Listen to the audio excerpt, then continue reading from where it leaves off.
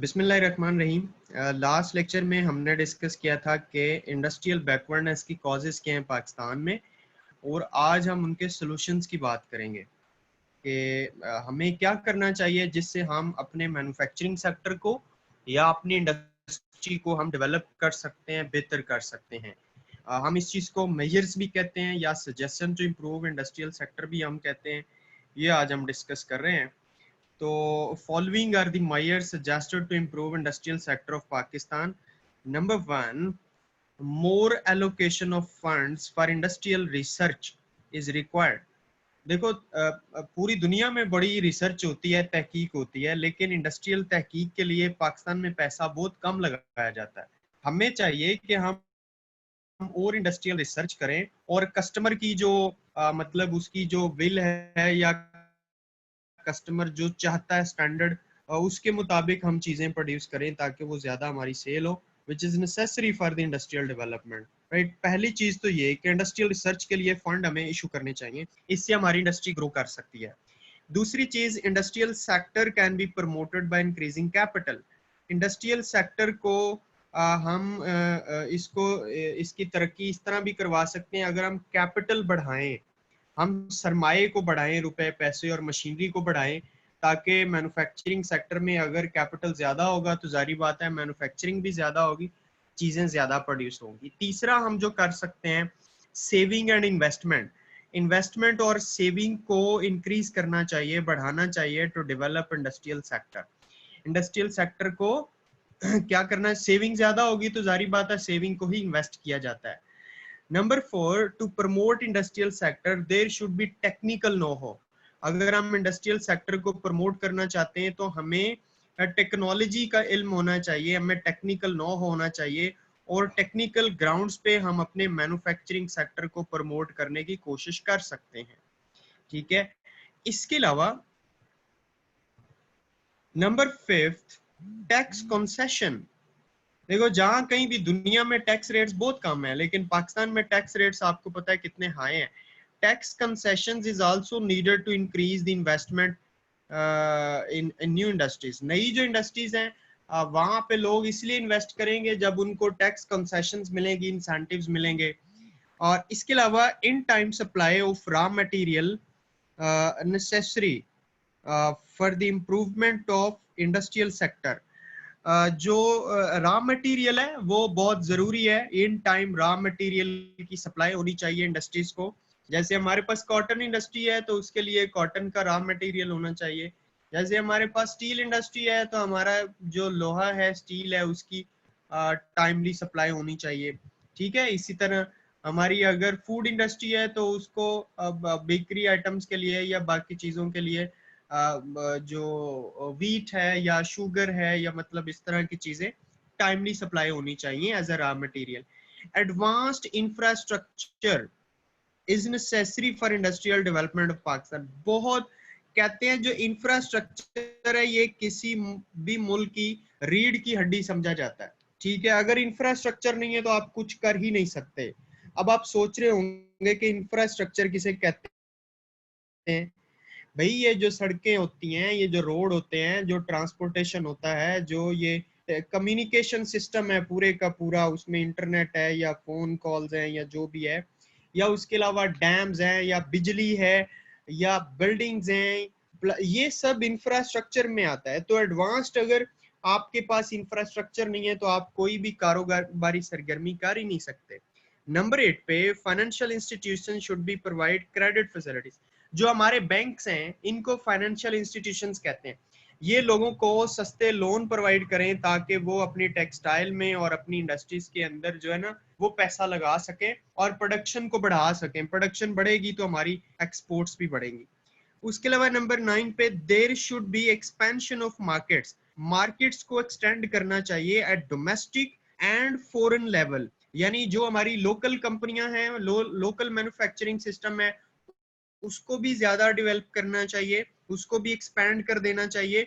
और जो foreign level की हमारी कंपनीज हैं उनको भी और ज्यादा मुल्कों के अंदर अपनी मार्केट्स बनानी चाहिए और इंडस्ट्रियल गुड्स बना के जो है ना सेल आउट करनी चाहिए। नंबर 10 पे, फॉरेन इन्वेस्टमेंट।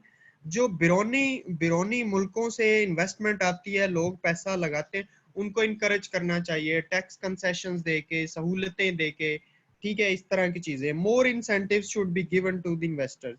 अगर उनको इंसेंटिव ज्यादा मिलेंगे तो जाहिर बात है वो अपनी इन्वेस्टमेंट पाकिस्तान में लेकर आएंगे। जैसे चाइना बहुत इन्वेस्टमेंट कर रहा है पाकिस्तान में, टर्की ने भी की हुई है, और भी काफी मुल्क करते हैं।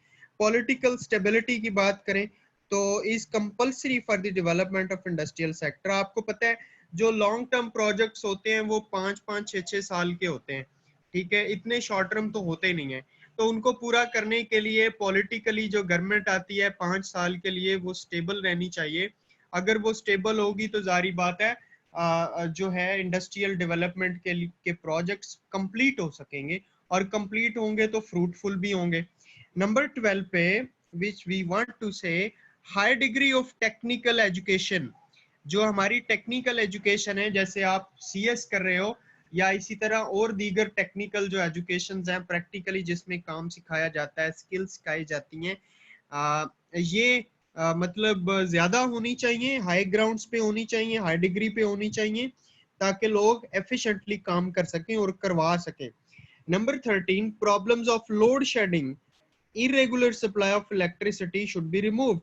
जो मसला आ रहा है लोड शेडिंग का, इसको रिमूव कर देना चाहिए, मतलब खत्म करना चाहिए। आप देखें कि कितनी ज्यादा लोड शेडिंग पाकिस्तान में होती है। इवन हाउस होल्ड का जो कस्टमर है वो भी लोड शेडिंग को फेस करते हैं। तो लोड शेडिंग जब होती है तो जितनी इंडस्ट्रीज, जितने मैन्युफैक्चरिंग सेक्टर चल रहे होते हैं सारे बिजली पे तो चल रहे होते हैं, वो बंद हो जाते हैं, प्रोडक्शन ही नहीं होती, तो आगे टारगेट्स नहीं पूरे होते। तो अगर हमने इंडस्ट्री को ग्रो करना है, बेहतर करना है, तो लोड शेडिंग खत्म करना पड़ेगी। नंबर 14 पे commercial policy and self reliance policy should be adopted.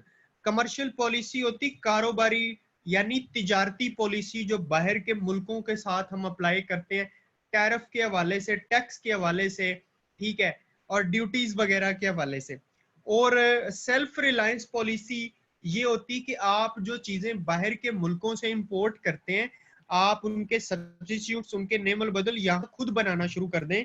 आप लोगों पर रिलाय ना करें, आप अपने ऊपर रिलाय करें। सेल्फ रिलायंस पॉलिसी इसे कहते हैं, should be adopted to remove industrial backwardness. Number 15 पे फॉरेन एक्सचेंज रिजर्व्स हैं। फॉरेन एक्सचेंज रिजर्व्स का मतलब जो बिरोनी करेंसियां हैं उनके रिजर्व्स आपके पास होने चाहिए। And balance of payment position आपकी स्ट्रांग होनी चाहिए, मतलब जो कर्जे आपने देने हैं वो कम देने हो, जो लेना हो वो ज्यादा लेना हो। लेने से मुराद ये कि जो आपने लोगों से रिसीप्ट्स लेनी है, रेवेन्यू लेना। तो ये जो बैलेंस ऑफ पेमेंट पोजीशन है इसको फेवरेबल बनाना चाहिए, मतलब आपकी जो एक्सपोर्ट्स हैं, जो आपकी एक्सपोर्ट्स हैं वो ज्यादा होनी चाहिए और आपकी जो इंपोर्ट्स हैं वो लेस होनी चाहिए। तब आपका बैलेंस ऑफ पेमेंट जो है वो क्या होगा, फेवरेबल होगा। इसी तरह अगर कंक्लूडरी सेंटेंस की बात करें, कंक्लूडरी हम पैराग्राफ की बात करें तो all above factors are causing industrial backwardness. जितने भी फैक्टर डिस्कस किए, backwardness is not bad but remaining backward is so bad. कोई मसला नहीं है कि आप बैकवर्ड हैं, लेकिन आप अपनी बैकवर्डनेस को ओवरकम भी तो करें ना, आस्ता आस्ता। So Pakistan is needed to make industrial development through these factors, ठीक है। तो आपको क्या करना चाहिए कि इन चीज़ों के बारे में सोचना चाहिए ताकि हम अपनी जो इंडस्ट्रियल बैकवर्डनेस है उसको ओवरकम कर सकें, ठीक है। तो मैं बात ये कर रहा था कि यूज ऑफ एडवांस टेक्नोलॉजी के जरिए हम अपनी बैकवर्डनेस को ओवरकम कर सकते हैं, या उसके अलावा डेवलपमेंट इन इंफ्रास्ट्रक्चर, इंफ्रास्ट्रक्चर की डेवलपमेंट करके हम अपनी इंडस्ट्री को ग्रो कर सकते हैं। हम प्रोविजन ऑफ क्रेडिट फैसिलिटीज के जरिए यानी लोन्स प्रोवाइड करके अपनी इंडस्ट्री को जो है इंडस्ट्रियलिस्ट को लोन प्रोवाइड करके हम इंडस्ट्री को ग्रो कर सकते हैं। इसके अलावा increase in industrial consultancy firms हम कोई हायर कर सकते हैं जो इंडस्ट्रियल कंसल्टेंसी दें लोगों को और इंडस्ट्री की प्रोग्रेस के लिए काम हो सके। या इसके अलावा जो हमारी गवर्नमेंट ने अभी तक स्टेप्स लिए हैं वो भी मैं आपको बता देता हूँ। आपके कोई क्वेश्चंस हैं तो काइंडली आप अपने माइक ओपन करके सवालात कर सकते हैं। हमारी गवर्नमेंट ऑफ पाकिस्तान ने इंडस्ट्रियल डेवलपमेंट के लिए जो काम किए हैं, एक तो पाकिस्तान इंडस्ट्रियल डेवलपमेंट कारपोरेशन जिसे हम PIDC कहते हैं वो उसने बनाई। Industrial development bank of Pakistan IDBP जो है वो उसने बनाया। फिर उसके अलावा Pakistan industrial credit and investment corporation बनाई, ये भी इंडस्ट्रियल तरक्की के लिए बनाई। Industrial research and training institute बनाया ताकि इंडस्ट्रियल रिसर्च और तरक्की हो सके। गवर्नमेंट ने उसके अलावा प्रोटेक्शनिस्ट पॉलिसी बनाई, ऐसी पॉलिसी बनाई जिससे आपकी लोकल इंडस्ट्री को प्रोटेक्ट किया जाए और जो फॉरेन इंडस्ट्रियां हैं वो आपकी लोकल इंडस्ट्री को तबाह ना कर सके डंपिंग करके। टैक्स कंसेशन के लिए इकदाम किए गवर्नमेंट ऑफ पाकिस्तान ने। एनकरेजमेंट टू प्राइवेट एंटरप्राइज और प्राइवेट जो लोग कारोबार करते हैं उनको इनकरेज किया। एक्सपोर्ट प्रोसेसिंग जोन बनाए, अट्रैक्टिंग फॉरेन कैपिटल, और जो बाहर का कैपिटल है उसको अट्रैक्ट किया, उसको टैक्स कंसेशन दे के, उसको फैसिलिटीज दे के। नेशनल डेवलपमेंट कारपोरेशन फाइनेंस की एक पब्लिक कंपनी बनाई जो कि इंडस्ट्री की ग्रोथ के लिए काम कर सके। तो होप्स हो कि आपने देखा होगा कि इंडस्ट्रियल ग्रोथ के लिए हमें क्या करना चाहिए और हमारी गवर्नमेंट ने अभी तक क्या स्टेप्स लिए हैं। अगर आपका बेटा को क्वेश्चन है काइंडली तो आप क्वेश्चन कर लें, otherwise we have to end this session right now and let we meet again with the next topic. अपना बहुत सारा ख्याल रखिएगा। अल्लाह हाफिज।